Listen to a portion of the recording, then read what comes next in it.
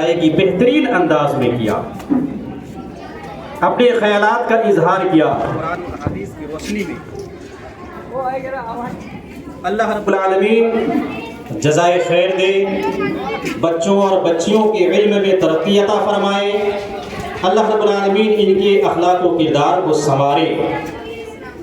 چونکہ حصول علم کے لیے اور قرآن و احادیث کا علم حاصل کرنے کے لیے اس ادارے کی بنیاد رکھی گئی ہے۔ یہاں کے جو معلمین ہیں، جو معلمات ہیں، انہوں نے کافی محنتیں کی۔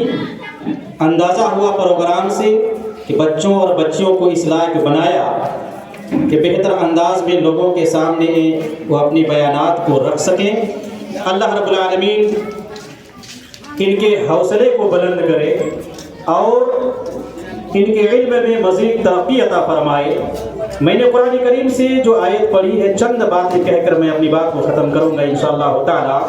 اللہ رب العالمین نے قرآن کریم کی اس آیت میں پڑھنے کے تعلق سے کہا ہے اور علم کی اہمیت کو اجاگر کیا ہے۔ اقرأ بسم ربک الذی خلق، اپنے رب کے نام سے پڑھیے۔ تو علم حاصل کرنا، پڑھنا، پڑھانا یہ بہت ضروری چیز ہے۔ اور جناب محمد رسول اللہ پر وحی کا جو آغاز ہوا، پہلی جو وحی آئی وہ پڑھنے پڑھانے کے تعلق سے آئی۔ اس سے بھی علم کی اہمیت کا اندازہ ہو رہا ہے۔ اور کوئی بھی قوم علم کے بغیر ترقی نہیں کر سکتی ہے، وہ تنزلی کا شکار ہو جاتی ہے۔ اس لیے قرآن و احادیث کا علم حاصل کرنا یہ بڑی فضیلت کی بات ہے۔ ایسے لوگوں کے لیے دنیا میں بھی کامیابی ہے اور آخرت میں بھی کامیابی ہے۔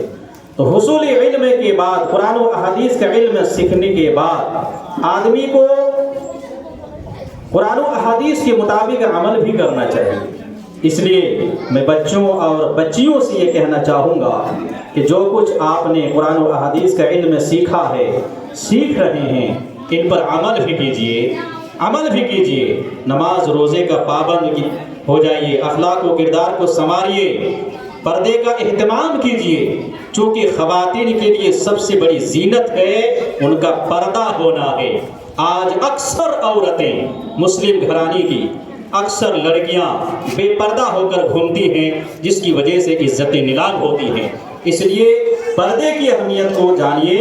اسلام کا ایک حکم ہے باپردہ رہیں، دوسری بہنوں کو بھی باپردہ رہنے کا حکم دیں اور ان کی اہمیت کو لوگوں کو بتائیں کہ اس پردے میں کتنی عزت ہے، اللہ رب العالمین کتنا پسند کرتا ہے اور ایسی خواتین کے لیے جنت ہے۔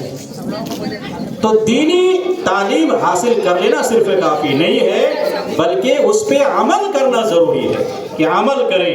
دین کے علم کو سیکھ لینے کے بعد کوئی فاطمہ زہرا رضی اللہ تعالی عنہا کے اخلاق و کردار کو اپنائیں، عائشہ رضی اللہ تعالی عنہا کے اخلاق و کردار کو اپنائیں، خدیجہ رضی اللہ تعالی عنہا کے اخلاق و کردار کو اپنائیں، جو کیا ہے خواتین اسلام قرآن و احادیث کے پیکر تھیں اور چلنے والے تھیں۔ ان صحابیات کی زندگی کو پڑھیں، سنیں اور ان کے مطابق اپنی زندگی کو ڈھالنے کی کوشش کریں۔ اور جو کچھ بھی آپ علم حاصل کر رہی ہیں، اسے حاصل کرنے کے بعد اپنے معاشرے میں پھیلائیں، سوسائٹی میں پھیلائیں، ماں بہنوں کو بھی سکھائیں۔ جو لوگ ان پڑھ ہیں، نہیں پڑھ سکی ہیں، ان کے ساتھ اٹھیں بیٹھیں، ان کو دین کی طرف بلائیں، نماز روزے کی طرف بلائیں اور پردے کا اہتمام کرنے کے لیے تاکیدی حکم فرمائیں۔ چونکہ اسلام کا یہ ایک حکم ہے، جو اس کا انکاری ہوگا، جو اس کا انکار کرنے والا ہو، جو اس پردے کا انکار کرنے والی جو عورت بن جائے گی یا اس کو حقیر سمجھنے لگے گی، ایسی عورتوں کے لیے جنت نہیں ہے۔ بہرحال باتیں لمبی ہو رہی ہیں۔ اللہ رب العالمین سے دعا ہے کہ اللہ تعالیٰ اس ادارے کے بانی کو اللہ رب العالمین جزائے خیر دے کہ انہوں نے علم دین سیکھنے سکھانے کا اہتمام کیا، اور یہاں کے جو معلمین معلمات ہیں یہ بھی شکریہ کے مستحق ہیں، قابل مبارکباد ہیں، جنہوں نے محنتیں کی ہیں اور محنت کرنے کے بعد بچیوں کو اور بچوں کی اس لائق بنایا ہے کہ وہ کچھ بول سکیں۔ اور بچیوں اور بچوں سے بھی میری گزارش ہوگی، آپ تن من دھن لگا کر کیا ہے حصول علم میں لگ جائیں، ذرہ برابر آپ اس میں کوتاہی نہ کریں۔ اللہ رب العالمین آپ کو ترقی عطا فرمائے گا۔ اور کبھی اپنی زندگی میں اس علم کو حاصل کرنے کے بعد حقیر نہ سمجھیں، چونکہ آپ کا مقام بہت اونچا ہے، اتنا اونچا مقام دنیا میں کسی اور کا نہیں ہے۔